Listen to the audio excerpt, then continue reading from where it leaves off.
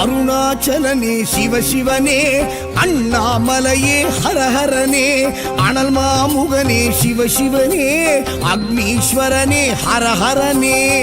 சிவசிவனே ஹரஹரனே, ஹரஹர சிவ சிவ சங்கரனே, எந்நாடுடைய சிவசிவனே, எந்நாட்டவர்க்கும் இறையவனே.